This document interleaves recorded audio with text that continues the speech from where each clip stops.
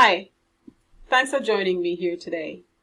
My name is Denise Appleby, and this is an episode of IRA Conversations with Appleby. Today I have with me here Jonathan McNeil. Hi, Jonathan. Hi, Denise. You mean hi, Mom, right? Hi, Mom. Hi, Mom. So today we're going to be talking about saving for retirement, and here's why this is important. Jonathan's only 19 years old. So I wanted to get a 19-year-old's perspective on saving for retirement. I know you want to hear that too, right? So Jonathan, tell the audience how old you are. I'm 19. I'm currently working. I'm currently in college, studying for my business major. Pretty sweet. Mm-hmm. Now you're working. Of course.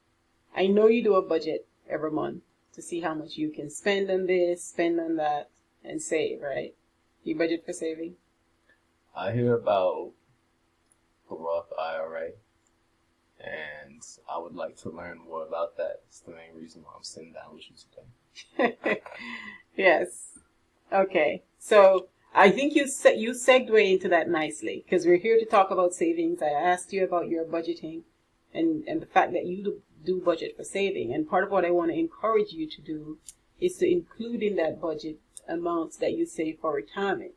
Mm-hmm. Now, when you and I had a conversation yesterday, you said, well, Mom, I think I'm too young to start worrying about retirement. But we agreed that the earlier you start, the quicker you get to your savings goal, right? So to answer your question, let me tell you how the Roth IRA works. As long as you're working and you get paid, you can use that money to put in a Roth IRA. You can put in only $6,000 because you're under 50. If you're at least age 50, you could put in $7,000.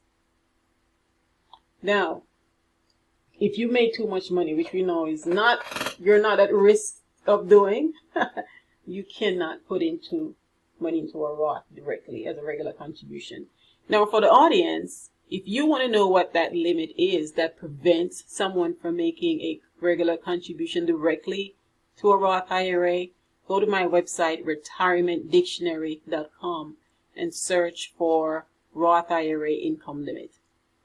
So here's how it works, Jonathan, if you want to set up a Roth IRA. You contact your favorite financial institution, like a bank, a brokerage firm like the one we use, right? And you tell them you want to open a Roth IRA. They'll open an account for you. It's just like opening a bank account, except that this account has special rules. Now, they'll open the account for you, and once you have money, you can put it into that account. So when you get your next paycheck, some of that money that you've budgeted for savings, you put some of that into your Roth IRA. And you keep putting in for this year until you get to $6,000 or below, but make sure you don't exceed $6,000. Now, most financial institutions, rules engine will not permit you to make a contribution of more than $6,000, so that's a good thing. But here's a rule that you need to think about, Jonathan. If the amount of money that you make for the year is less than $6,000, that's all you can put in, because you cannot put in more than you make, okay? It's capped at $6,000 or the amount that you make, whichever is less. So let me ask you this, Jonathan. If you only make $4,000 for the year, how much can you put in? $4,000. Exactly. You're paying attention. That's good. So the amount that you put in, once you put that in, then you contact your financial institution and let them know that you want to invest those funds. Or you can either leave it in cash, which you don't want to do, because I see you doing the research on cryptocurrency. You didn't know I saw you, right? I see you.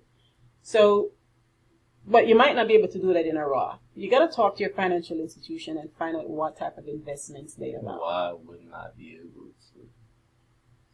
It depends. There are strict rules. Not a lot of platforms allow them as yet. So you got to shop around and find out if that's even an option. Remember, it's new, but let's not go off too much. Next time we can talk about investments, okay? Okay. But you contact your financial institution and you let them know, hey, I have $500 in my Roth IRA and I want to buy some stocks or bonds or mutual funds. Don't buy bonds. Anyway, I'm not an investment advisor, so I can't tell you what to do. But if you need that kind of help, you do the research yourself or you talk to an investment advisor or financial advisor. Okay. So the money, when you invest in stocks or mutual funds, etc., it will either go up or go down depending on market performance. Usually over an extended period, the net result is that it goes up. Like I had 100 shares of Amazon. When it was under $100, it was going down. I got nervous and sold it. Biggest investment mistake. You regret it now, huh? I regret it now because, man, I would be sitting pretty if I kept those shares. So, but you want to do your research, not just do what your friends say. That's where people lose a lot of money, right? Sometimes you go online on the blogs and you'll see, oh, this is a hot stock tip. And it's just people trying to make noise so that you put your money in there and you lose your money. Do your research. Do reputable investments or invest in reputable companies. Talk to your brother. He's an expert. Anyway, so that's how you put the money in the Roth, you invest it, and every year you can add more, invest more, and by the time you're ready to retire, you have all the money. Any questions for me?